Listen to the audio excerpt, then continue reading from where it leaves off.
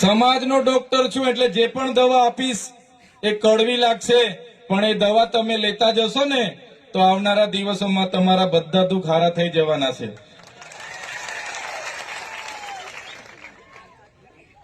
આજે ડીજે ની વાત કરી, ચાલો અહીંયા બધા યુવાનો છે, બોલો બધા આ બાજુ. અહીંયા ડીજે આવ્યા હોય તો આપણા યુવાનો 10 વાગ્યાથી નાચે, આપણી બહેનો 10 વાગ્યાથી નાચે, 4 વાગે પેલો ડીજે વાળો બંધ થાય ને એટલે ડીજે વાળાને ધમકાવે, ઓય ચાલુ કર અમારે નાચવાનું છે. થાય છે કે નથી થતું?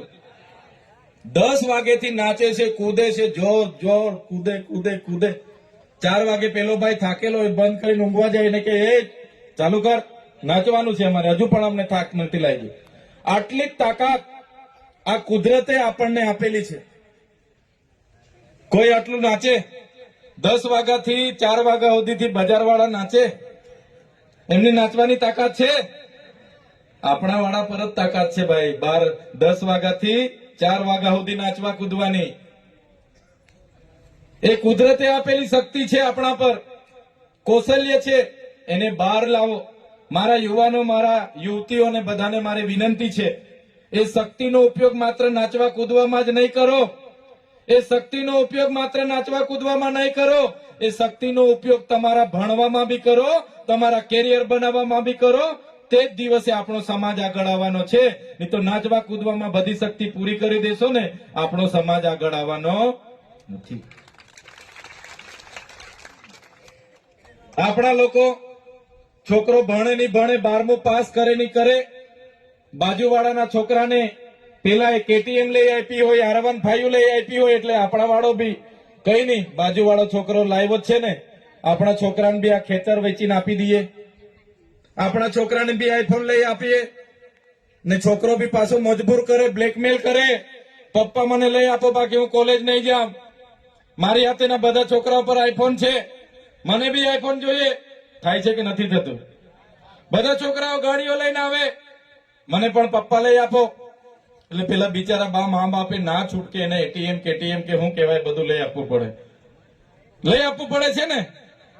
અરે જો તો ખરા, પછી છોકરાઓ કાનમાં મોબાઈલ ને એટલી રેસ લાખીને અહીંયા ફરતા હોય, છોટાઉદેપુરમાં ને જોજમાં ને. જયારે છોકરાઓ ઠોકાઈને એની ડેડ બોડી ઘરે આવે ને ત્યારે મમ્મી પપ્પા પર કેટલી વીતે છે જોઈ છે ને તમે? એટલે છોકરાઓ બધું જ માંગશે.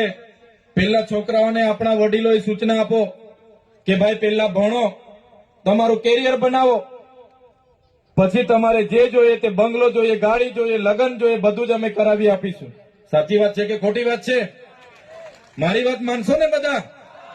આપણા છોકરાઓ છે, આપણા છોકરાઓ તમને બ્લેકમેલ કરે છે, બીવડાવે છે, આમ કરી દઈશ, તેમ કરી દઈશ, ફલાણું કરી દઈશ, ઢીકણું કરી દઈશ. એટલે 2 એકર ખેતર મૂકીને બી તમે લઈને આપી દેવ છો બાઈક, 2.5 લાખનું 2 લાખનું. પછી જયારે ઠોકાય ને એક ને એક છોકરો જતો રહે છે તો કેટલું દુઃખ થાય છે. થાય છે કે નથી થતું? એટલે છોકરાઓને પણ મારે વિનંતી છે ભાઈ, જેટલા પણ યુવાન યુવતીઓ મને સાંભળો છો બધાને આ મહાપંચાયતમાં આજે જે પણ કેમ છું એ સાંભળીને જજો.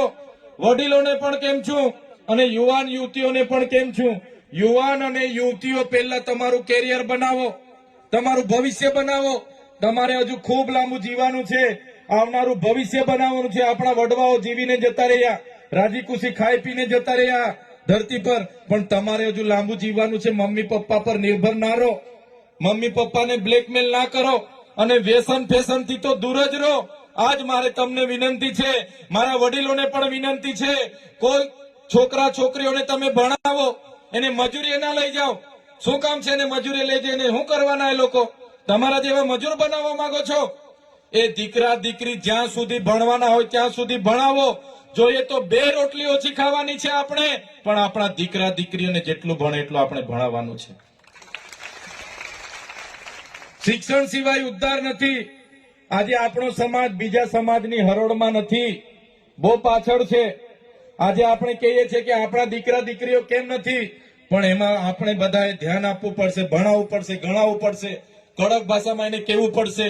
એ વાત આ મંચ પરથી હું કહેવા માટે જ આવ્યો છું. સાથે સાથે આ મંચ પરથી મારું બીજું પણ સૂચન છે, મારી જેટલી પણ બહેનો બેઠી છે આપણી દીકરીઓને કહી દેવાનું, પુખ્ત વયના થયા પછી જ લગ્ન કરે. આપણા યુવાનોને પણ કહી દેવાનું 21 વર્ષ પછી જ લગ્ન કરવાનું.